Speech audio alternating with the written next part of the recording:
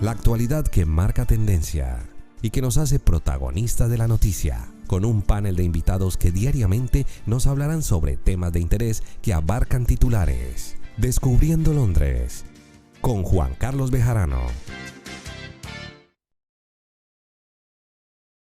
David, buenas noches.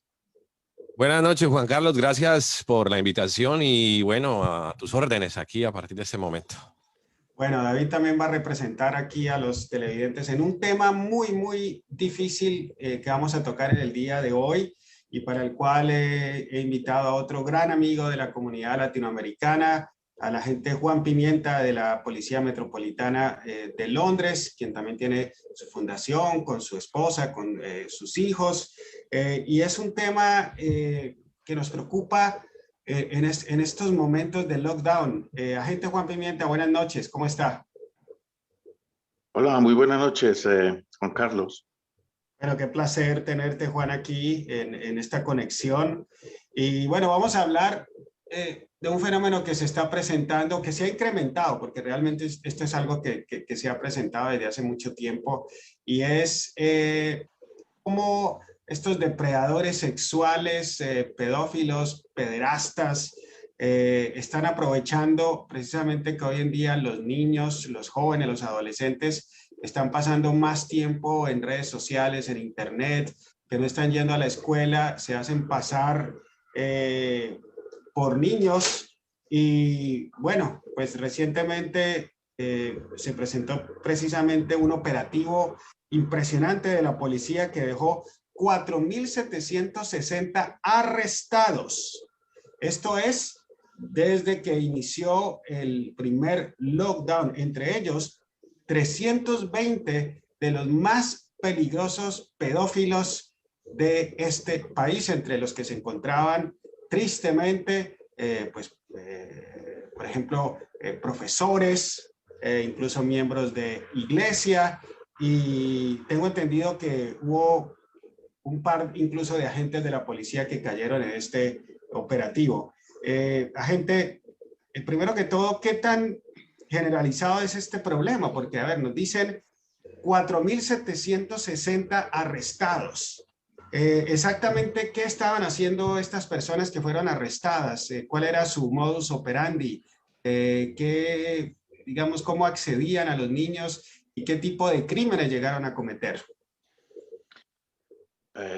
Sí, eso fue un reporte que hizo el NCA, que es el National Crime Agency, que es la agencia de crimen aquí en el Reino Unido, y lo hizo a nivel Reino Unido, donde, como tú has dicho, ese número, y lo que pasa es de que ahora con la pandemia, el Internet ha sido un éxito para la educación de nuestros hijos, pues nos ayuda a estar más en contacto, pero también ha sido mal utilizado por personas que lo utilizan para hacer cosas horribles contra los niños. Ahora pues con la pandemia nuestros niños están pasando mucho más tiempo online, ¿no? Por el Internet, y muchas veces nosotros no estamos cuidándolos a ellos. Dejamos que se encierren en sus cuartos, pasan horas y horas y pensamos que están haciendo todos sus estudios, pero son muchas horas y no se puede tener una vigilancia tampoco constante con los niños, pero tenemos que ser conscientes de que tenemos que salvaguardar su bienestar, estar pendiente de ellos, de que si no están en las clases virtuales, ¿qué es lo que están haciendo? ¿Qué es lo que ellos están mirando? Y lo mejor es tener una comunicación con ellos. Gente, cuando salió esta noticia, pues por supuesto yo tuve la oportunidad de reportar al respecto y hubo varias cosas que me impresionaron. O sea, van a tener 300.000 personas, 300.000 personas en Reino Unido que se hacían pasar, por supuesto, como niños o como adolescentes, y estamos hablando de 300.000 depredadores. Ese es un número realmente impresionante. Estamos hablando de prácticamente una ciudad. Y otra cosa que me impresionó es ver cómo se publican miles y miles de fotografías de incluso abusos sexuales, no en estas redes oscuras, sino incluso en Facebook e Instagram. O sea, este es un problema que para las autoridades es bastante complicado de enfrentar. Tienes razón, dice que son un 99% de las imágenes de abuso a menores están distribuidas por Facebook e Instagram, y es el mismo Facebook el que se encarga de hacer estas denuncias a las autoridades, porque ellos tienen programas donde se detectan estas fotografías o imágenes donde niños son abusados, y de ahí que facilita el que se pueda tener estos resultados. Claro. Agente, a ver, ayúdenos, usted es padre de familia también y tiene su organización en la cual ha dedicado sus últimos, no sé cuántos años lleva, por lo menos 7, 8 años, educando a los menores de edad sobre estos peligros de los pederastas, de los depredadores, pero ¿cómo podemos nosotros vigilar a nuestros hijos? Es que es bastante complicado, no podemos estar todo el tiempo mirando qué están haciendo ellos en el computador, pero digamos qué estrategias nos puede dar para vigilar a nuestros muchachos, porque ellos al fin y al cabo, si aparece alguien, ellos creen que es un amigo, se hace pasar como un menor de edad y ellos convencidos de que es un menor de edad y luego pues ocurren otro tipo de situaciones que ya usted nos comentará. Por ejemplo, esto que hablas de la operación que hizo el NCA, el National Crime Agency, deja muchas reflexiones. Cuando hablo de muchas reflexiones son incógnitas, preguntas de cómo es que está esto sucediendo, ¿no? Y una de las cosas que hay que mirar es si nuestros hijos tienen alguna señal de ser víctimas de algún abuso, ¿no? Porque muchas veces nosotros sí, como papás, intuimos que algo está sucediendo y debemos hacer caso a esa intuición. Las mamás pueden sentir algo dentro de sus entrañas y ese instinto hay que seguirlo. Hay que seguirlo y mirar los cambios que puede tener el niño. El niño puede convertirse de una manera, de un momento a otro, violento, agresivo. Puede también alejarse mucho de las personas, convertirse en una persona tímida, con miedos. Muchas veces se cubre partes del cuerpo, se cubre todo el cuerpo. Otras veces se pueden hacer daño, se pueden aruñar los brazos, hacerse daño físico. Entonces, todas estas cosas hay que mirarlas porque nos están dando señales, pero lo otro que hay que tener en cuenta que estas señales no quiere decir que todos los niños están siendo abusados, ¿no? Son señales que están allí, suceden, y lo que hacen es que nos pueden dar a conocer de que algo está mal y así podemos a nosotros como papás, hasta los profesionales, hacer sus propios análisis y mirar si algo está afectando el bienestar de nuestros hijos. Una de las otras cosas que hay que tener en cuenta, un 90% de la gente que comete abusos es gente conocida por la familia. Son familiares, son amigos de la familia, son vecinos, son personas que están constantemente en el contorno del niño. Entonces hay que tener en cuenta eso, porque una de las cosas que sucede mucho entre nosotros los latinoamericanos es estas fiestas que tenemos en casa y muchas veces nos descuidamos, nos bajamos la guardia. Y es donde muchas veces los depredadores, los amigos que dicen ser amigos, se acercan y toman ventaja de esa amistad y hacen daño a nuestros hijos. Agente Pimienta, estamos hablando, bueno, para los que apenas se están conectando, sobre los riesgos para los menores de edad, para los adolescentes de las redes sociales, del internet y cómo cerca de 300,000 individuos pederastas realmente, así que se hacen pasar como niños o como adolescentes, han sido investigados por la policía durante este lockdown, con casi 5,000 detenciones o arrestos, entre ellos de personajes bastante peligrosos. Pero Muchos padres dirán, pero es que mi hijo no sale de la casa, ¿cómo lo van a abusar sexualmente si él no sale de la casa? Yo quisiera que usted nos hablara de esos tipos de delitos virtuales que cometen estos individuos, por ejemplo, que le dicen a un niño o un adolescente, tómate una fotografía desnudo, envíamela, y luego esa fotografía de ese joven o de esa joven comienza a circular en esos grupos de pederastas. Ya no, es alarmante, es muy alarmante, porque con esto del lockdown, pensaría uno que los niños están más seguros porque están en familia y están al cuidado nuestro de los papás. Y es alarmante porque los niños están más a riesgo por el mismo Internet. Y lo otro es que también, como decimos, que la gente que abusa de los niños son personas que están cercanas a la familia.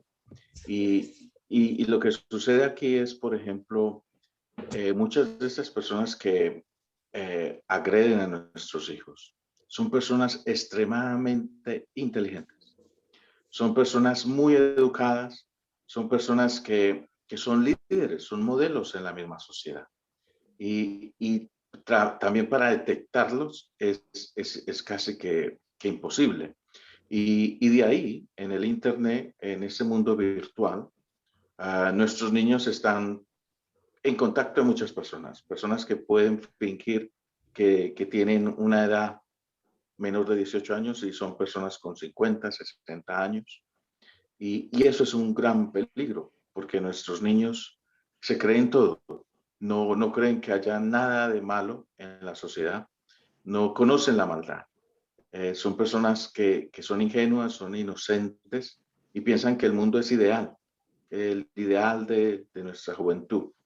Y no se dan cuenta de que hay un prejuicio en la sociedad muy fuerte, inmenso, y la maldad del individuo, del hombre o de la mujer, es muchas veces inexplicable. Juan Carlos, tengo una pregunta para Juan y es referente a si de casualidad se tiene estadísticas de reincidentes en este tipo de delitos, ¿no? Digamos que normalmente a este tipo de delincuentes se les hacen seguimientos y pues se puede medir la reincidencia. La otra pregunta es referente a los nuevos casos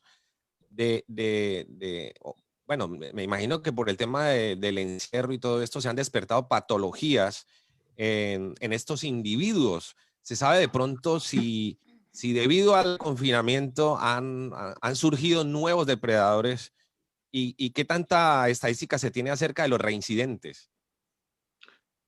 De los reincidentes es una persona que lo ha hecho y que ha sido arrestada. Va a ser mucho más difícil de ser capturado, y porque ya tiene un sistema, ya desarrolla mecanismos de defensa y es muy difícil. Hay personas que a lo mejor dirán, no, yo tomo mis medicamentos, pues realmente esos medicamentos son para controlar el líbido, pero no para controlar al individuo, especialmente que no hay un tratamiento para la pedofilia, no existe.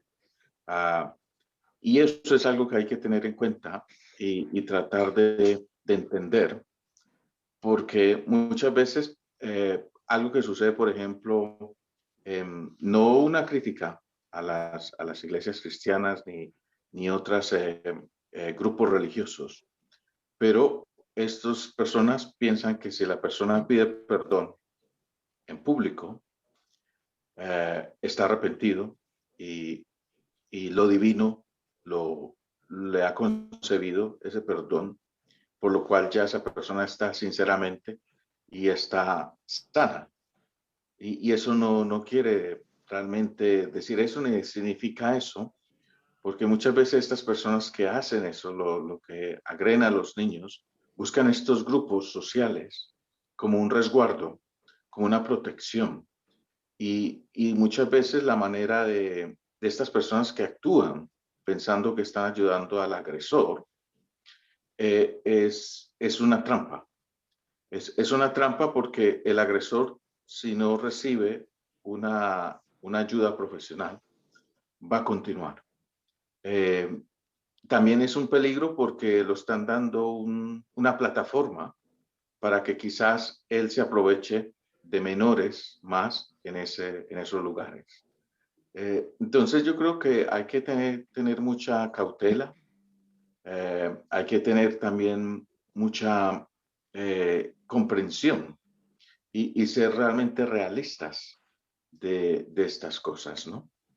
Algo que sucede y que me gustaría decir acerca de lo de la prevención es, por ejemplo, de que, digamos, a los hijos que no deben de publicar fotos, especialmente si están semidesnudos o desnudos en las redes. No publicar fotos donde esté de fondo la casa donde ellos viven, ¿no? O que estén también de fondo que esté el vehículo, que muestre las placas de la casa, ¿no? O con uniformes de colegio. Es algo que hay que evitar todo esto, porque estamos poniendo a riesgo el dónde viven nuestros hijos y lo que hacen. Beatriz. Bueno, sí, tengo dos preguntitas. Saber si existe algún tipo de línea o de plataforma donde se pueda, digamos, denunciar directamente este tipo de acoso, cuando te das cuenta, como padres nos damos cuenta a lo mejor que a nuestros hijos los están acosando. ¿Hay una línea directa donde nos podamos comunicar? Sí, esta una de las líneas es un charity muy famoso, el NSPCC, que es la Sociedad Nacional que va por la prevención del abuso de los niños. Tú te metes en el internet, buscas el NSPCC, inmediatamente te da ya un montón de pautas de cómo reportar abuso, de si se necesita ayuda, te dan consejería, te dicen, te dan pautas de cómo puede uno detectar si el niño está siendo abusado o no, si está haciendo grooming virtualmente, si hay otras clases de abuso, ¿no? Está el físico, el sexual, el mental. Hay otro abuso donde la persona, pero esa ya es una parte histórica, donde la persona ha sido abusada y ya es una persona adulta y tiene traumas. Entonces, todas estas pautas te lo da el NSPCC. Otra parte donde uno puede denunciar como padre es con el GP, con el doctor de familia, hacerle saber lo que está pasando, porque ellos también tienen una obligación. Los GP, si el papá no se siente, o la mamá, lo suficientemente fuerte de denunciar, ellos lo pueden hacer por los padres. Lo otro es también, está pues la policía, y muchas veces es haciendo esas llamadas del 999, o si no es algo tan serio, pero esto es muy serio, aconsejaría hacer esas llamadas o hacer el reporte online. Pero yo creo que cuando algo así como esto sucede, es mejor hacerlo personalmente en una estación de policía. Pero yo los invito a que miren esa página del NSPCC, que es increíble y tiene mucha información. ¿Y estas denuncias se pueden hacer online o deben ser, se debe dirigir el padre a algún sitio específicamente? No, se pueden hacer por internet. La policía después los contacta. Pero muchas veces esto es tan serio tanto para el papá que realmente las denuncias terminan haciéndose personalmente en una estación de policía. Y de ahí pues cubre muchas cosas, ¿no? El niño tiene que ser visto por el GP y hay otras cosas en las cuales la policía también interviene para examinar al niño o la niña y tratar de que la evidencia no se pierda. Bueno, para los que apenas llegan, estamos hablando con el agente Juan Pimienta de la Policía Metropolitana de Londres sobre los peligros de los pederastas y abusadores sexuales, sobre todo en esta época de confinamiento por internet en línea. Agente, yo muchas veces he oído esta frase, y yo sé que usted ha sido un estudioso de este tema, y quisiera que habláramos de este mito. Mucha gente dice, ah, es que esto aquí en Reino Unido, esto está lleno de pedófilos, esto está lleno de pederastas. Pero resulta que si miramos en la historia, los casos de los pederastas y asesinos en serie más grandes que hayan existido en el mundo han ocurrido precisamente en Colombia, como con Garavito, que abusaba sexualmente de ellos y los mataba. Había otro que le llamaban el monstruo de los mangones. ¿Qué tan grave es ese problema en Reino Unido, en Europa y en Sudamérica? ¿O es que en Sudamérica todavía no se le ha prestado la atención como se ha visto aquí, que estos casos salen con frecuencia a la luz pública? ¿Qué opina usted de este tema? Es también de la historia misma, de cómo esto ha surgido en varias sociedades y cómo esas sociedades han desarrollado mecanismos que sean más efectivos. Y de ahí que países como el Reino Unido o España, Italia, hasta Estados Unidos, pues es más fácil de detectar estas personas que están cometiendo esos abusos que en otros países, como en África, hablas de Latinoamérica. En Latinoamérica hay, suena un poco triste decirlo, pero ha sido solamente Colombia, que lo hizo el año pasado, que como país ha creado un registro de personas que abusan de niños. Ese registro existe en Europa, existe en Inglaterra, existe en Estados Unidos, pero en muchos países no existe todavía. Entonces, mira, en Colombia apenas se ha hecho el año pasado, porque hacer un registro exige un monitoreo, exige un montón de cosas, que es hacer seguimiento a estas personas, estar pendiente de ellos. No es solamente tenerlos en una lista y esperar a que cometan algo o no, sino que se hace ese seguimiento y todo eso cuesta un dinero. Y es importante porque si empieza así en un país como Colombia a tener esto, lo más probable es que en un futuro otros países lo van a tener. ¿Y por qué es importante? Es importante porque si una persona comete un delito en un país europeo y esta persona, después de que cumple la condena, la deportan, porque no es una persona grata, al país de origen, y si en el país de origen no hay un registro, no van a saber por qué esta persona está llegando al país, qué fue lo que hizo, y nadie le va a hacer un seguimiento. Entonces se convierte esa persona en una bomba de tiempo. Juan Carlos, perdón, yo quería hacerles una acotación rápida y breve y leer algunos de los mensajes para Juan antes que de pronto se vaya, de gente que está haciendo preguntas para el invitado que tenemos en el día de hoy, Juan Carlos, si le parece. Sí, adelante. Hay gente que está preguntando cómo se podría contactar con este amigo policía, porque hay gente que muchas veces no tiene confianza a los demás policías de otros países y nos sentimos más confiados con policías latinos que nos entienden mejor. Es una de las preguntas que leemos a esta hora en el chat para nuestro invitado en el día de hoy. Yo creo que hay que tener confianza, no solamente si la persona habla en lenguaje o es de ese país. Yo conozco compañeros muy profesionales, muy dedicados al servicio y hacen esa extra milla. Y es importante pensar en eso. Hay que confiar también en otras personas y pensar que ellos van a hacer un buen trabajo. Nosotros hemos creado la Asociación de Policías Iberoamericanos, que hablamos español y portugués. Es una asociación que empezó en el 2004. Ahora somos más de 120 policías. Digo, yo siempre parece que ese número porque muchos entran y salen. Y estamos ahí, somos voluntarios, hacemos un poco de todo. Y aquellos que quieran a lo mejor contactarnos, pues está el email de la asociación, que es mpia@met.police.uk. ¿Qué más preguntas hay, David? Bueno, antes de seguir con la siguiente pregunta, recordar que la anterior pregunta la hizo Juan Márquez. Hay gente que deja comentarios y dice que hay más es lamentable que sea más cerca de la familia donde surgen este tipo de casos de abusos sexuales. También nos escribe por aquí Miller Ríos, que dice que siempre lo hemos sabido, que son miembros de la familia, y es triste, pero es real, que hay que asumirlo.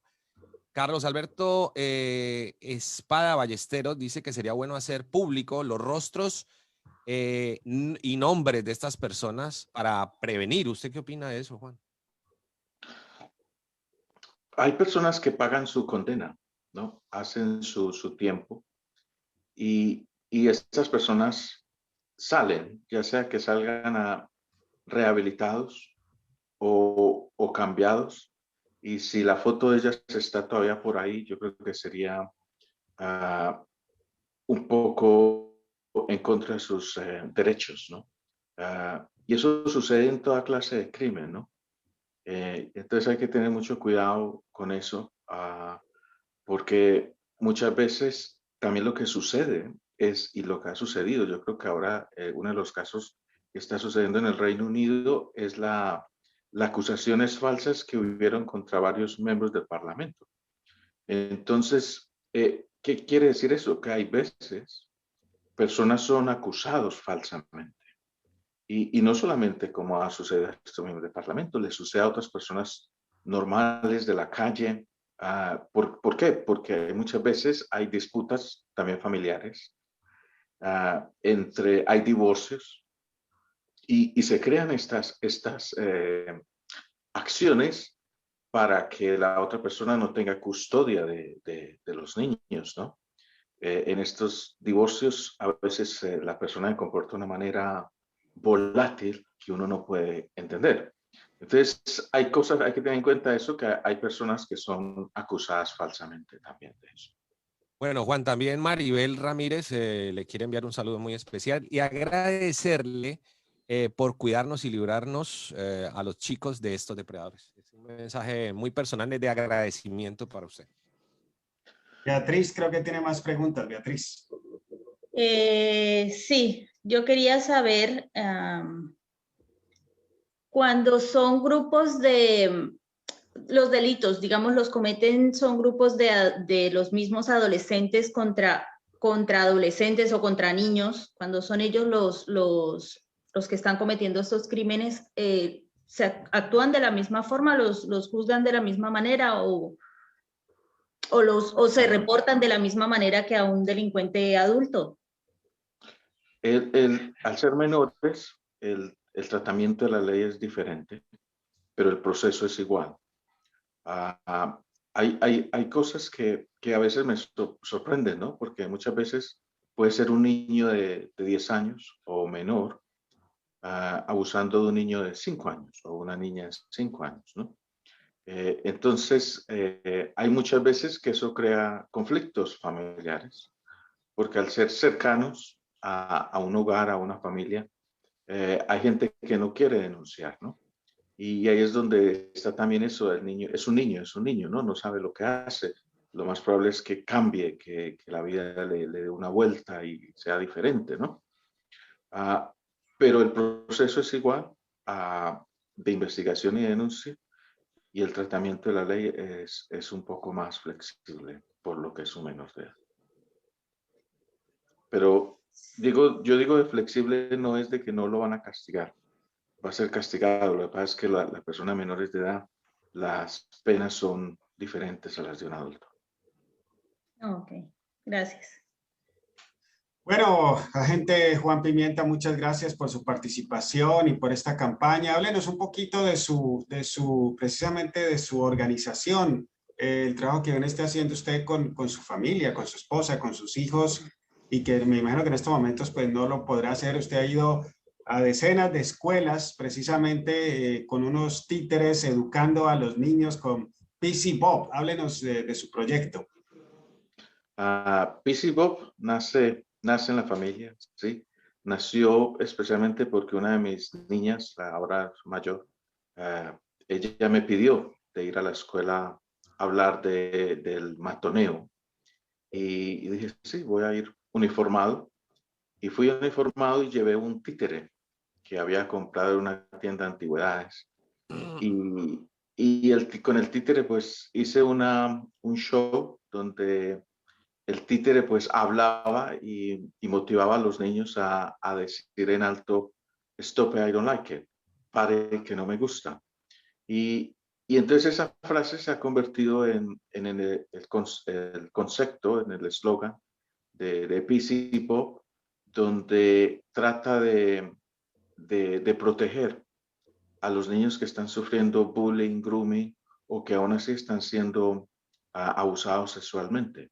Porque sucede que cuando un niño puede llenarse de valor y decir a la persona que lo agrede, pare o stop it, la reacción de la otra persona es de inmediatamente parar y de miedo.